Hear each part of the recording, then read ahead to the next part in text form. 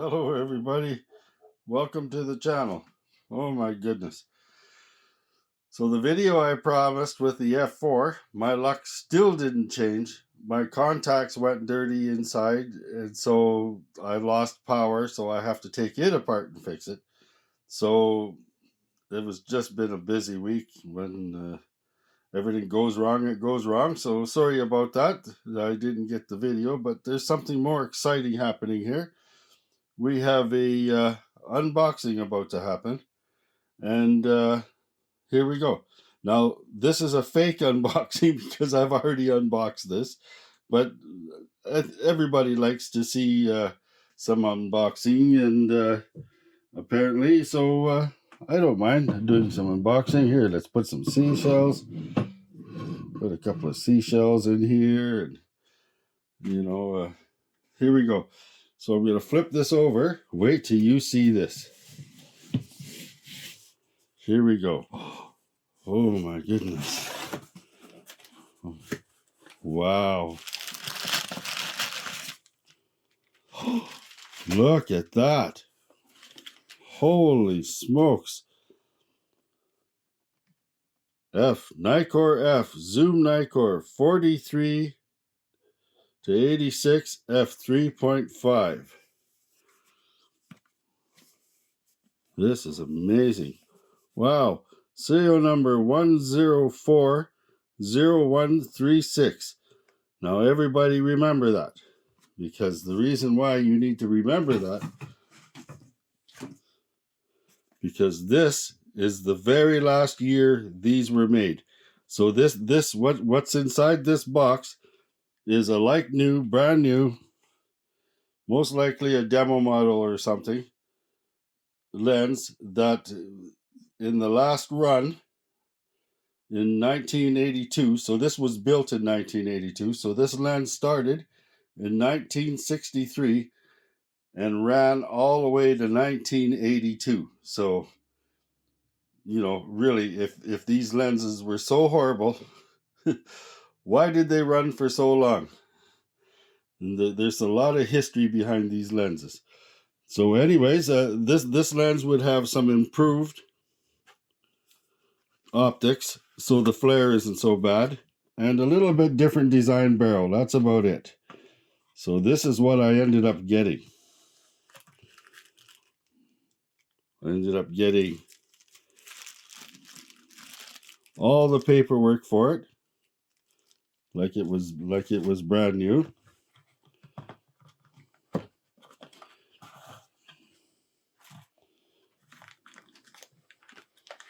And here's the lens.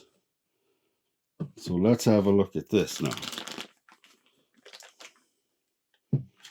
Now, as everybody knows, all of my equipment is working equipment. I'm not a collector. A lot of people think that no, these are all working lenses. So here we go. Now you can tell the newer lenses because they have the last two runs had the lettering on the outside, right there. So 1040136, 1040136. So that's very close to the end of 1982, the last run of this lens. The barrel is a little bit different. You'd have to have both of them together to understand where the differences are. And at the very end of the run, totally at the end of the run, the last few lenses only had 3 depth of field lines. So this was the beginning of the last year of 1982, probably between 81 and 82. So very interesting, like brand new. So we're going to take this lens, right? We'll leave that there, and I'll be right back.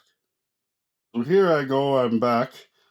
And so what I've decided to do is I'm going to take this lens, and I've already taken the cap off it. and I'm going to put it on the Nikon D700 because this is a modern digital on a vintage lens video. There we go. And then I'm going to take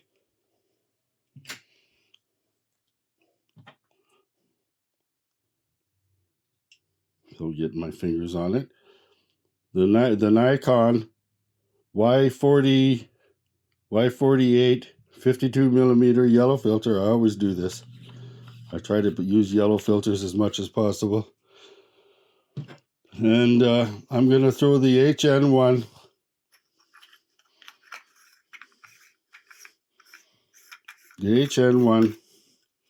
hood on.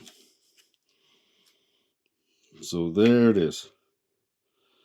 Now, on this camera, I'm running aperture priority, but in the this is going to be a little bit of, so we're set to monochrome,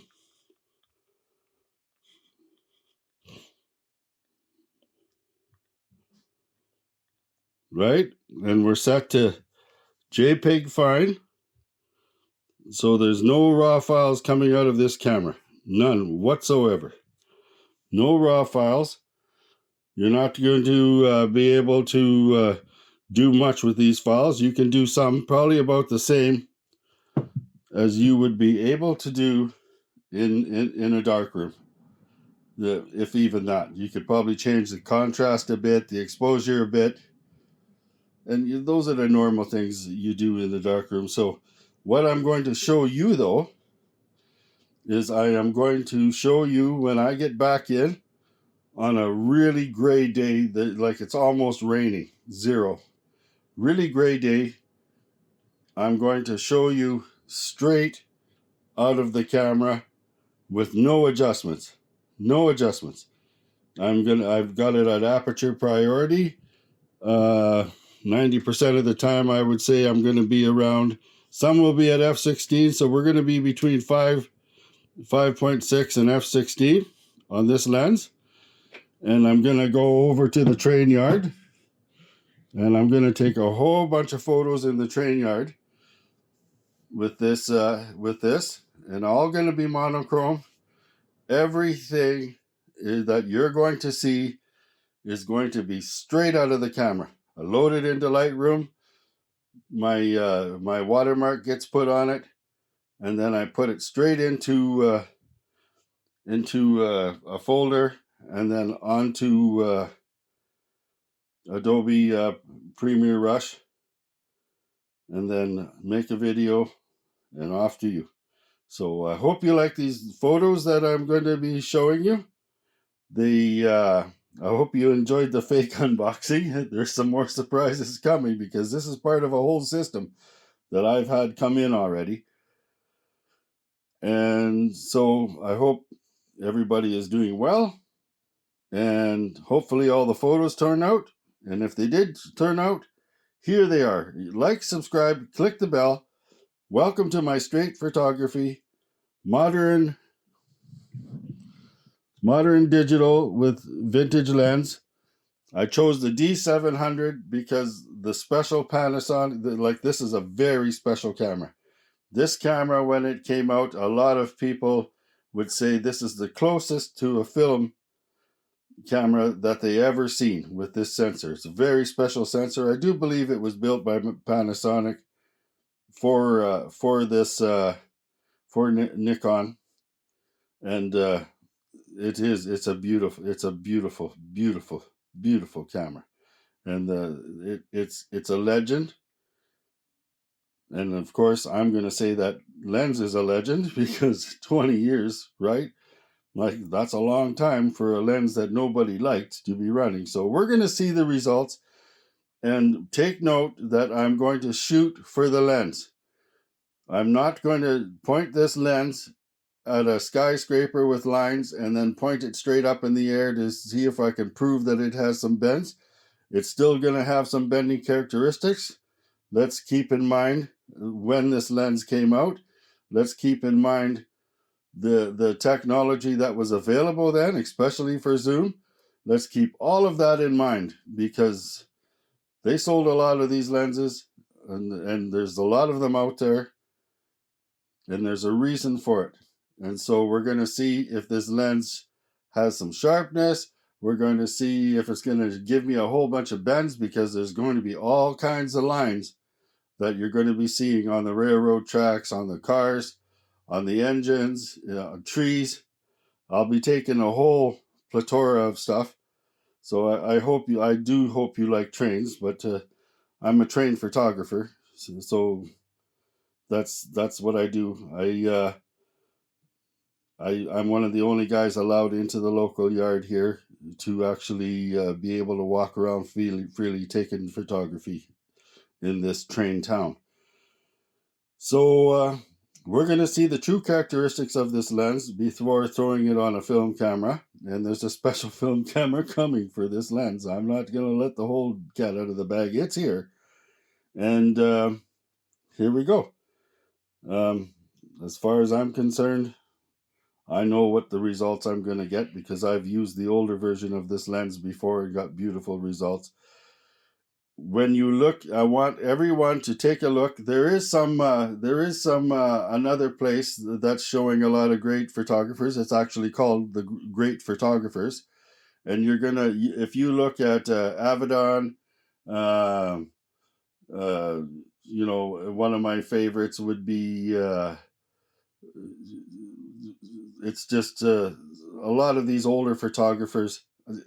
I have trouble with names sometimes, so they're gonna.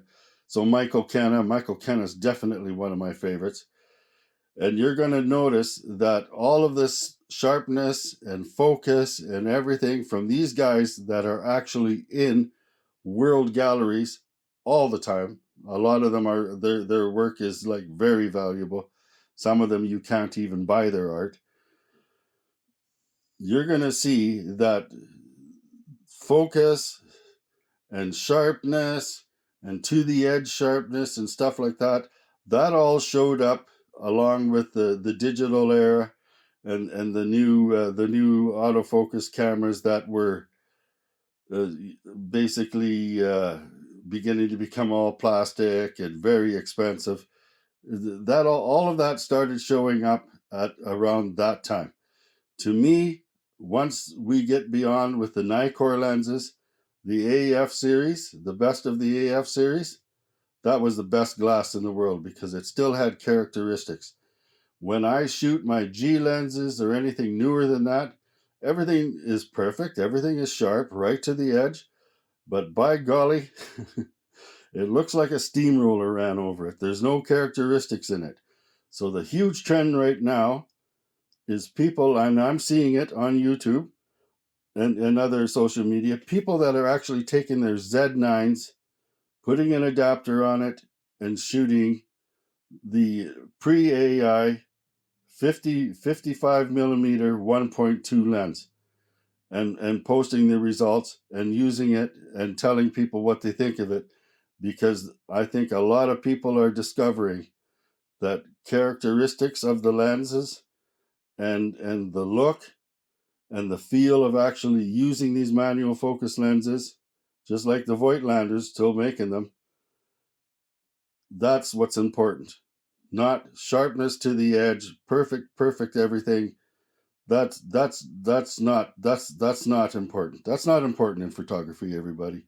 And we should not be selling that to the beginners. We should not be selling that to anybody, but especially the beginners in photography. And we should not be telling them, I still believe, not be telling them that gear doesn't matter, because gear does matter. Like, I study the history of all these cameras I use, and when I go to use these cameras, it gives me a special feel. I know I've read about the engineering, the problems they had with getting the product they wanted. The whole experience is there when I shoot these cameras. So the gear doesn't matter.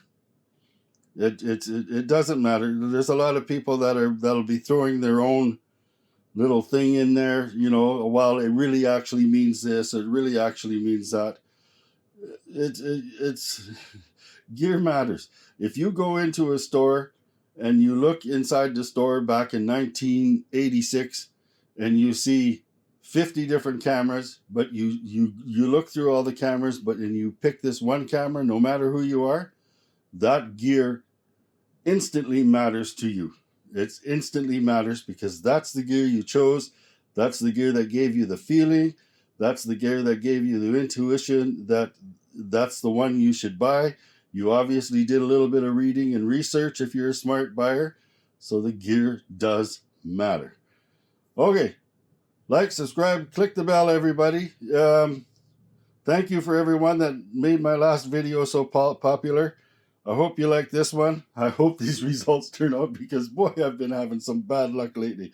Okay, see you guys later. Hang out. Oh my gosh, this is so funny. I'm not going to edit that out. Hang in there, everybody.